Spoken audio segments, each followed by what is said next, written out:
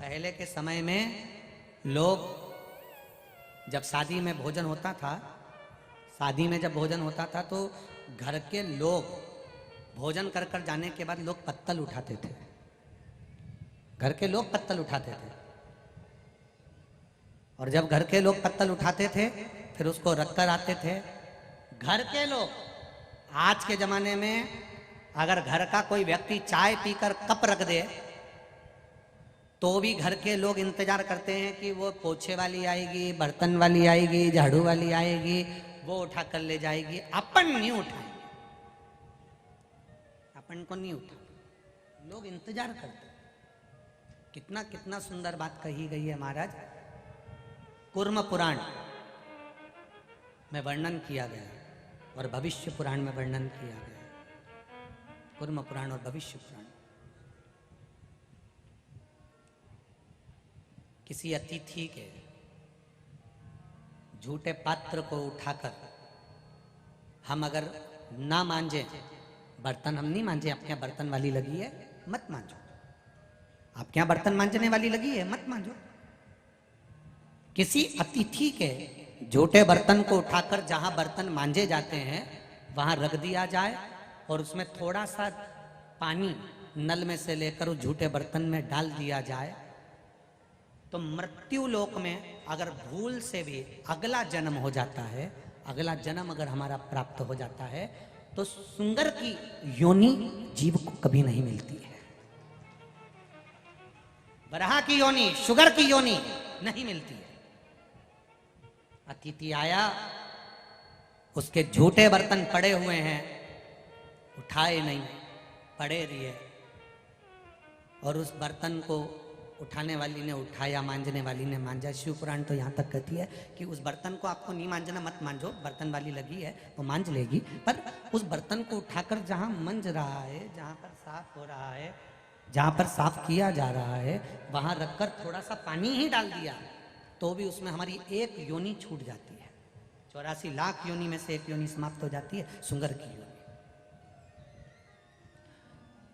और जो अतिथि देवो भव, अतिथि के झूठे बर्तन को जो पानी तक नहीं डालता है, मांझने की तो बात जान दो, उठाकर पानी तक नहीं डालता है, तो तुम्हारे घर के आसपास में जितना भी नाली में सुंगर दिखे उनको पहचान जाना कि ये अपना रिश्तेदार है, ये नहीं उठाता था, इसलिए इसकी ये योनि पड़ी गई।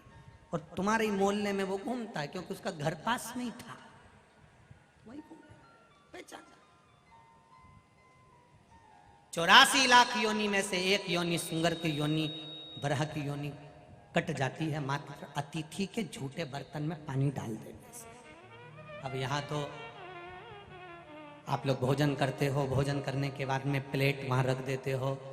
कितने बाहर बाहर से भक्त आए हैं, वो बर्तन मांझने में लगे रहते हैं, केवल आपकी प्लेट आई और उन्होंने साफ करी, धोई, क्या मिल रहा है कुछ तो। अरे केवल यहीं तक मत जाओ, महाभारत के चरित्र तक जाइए। महाभारत के चरित्र में जब पांडवों ने यज्ञ रचा और उस यज्ञ की जब रचना करी गई, उस यज्ञ की रचना में सबको काम दिए गए, सबको काम दिया। तब भगवान कृष्ण ने भी अर्जुन से कहकर एक काम लिया, झूठी पत्तल उठाने का काम। अर्जुन ने कहा, प्रभु झूठी पत्तल उठाकर आप हमें दोषी ठहराओगे? भगवान कृष्ण कहते हैं, दोषी नहीं ठहराऊंगा, केवल झूठी पत्तल उठाऊंगा तो फिर वापिस मुझे इस मृत्यु लोक में जन्म नहीं लेना पड़ेगा।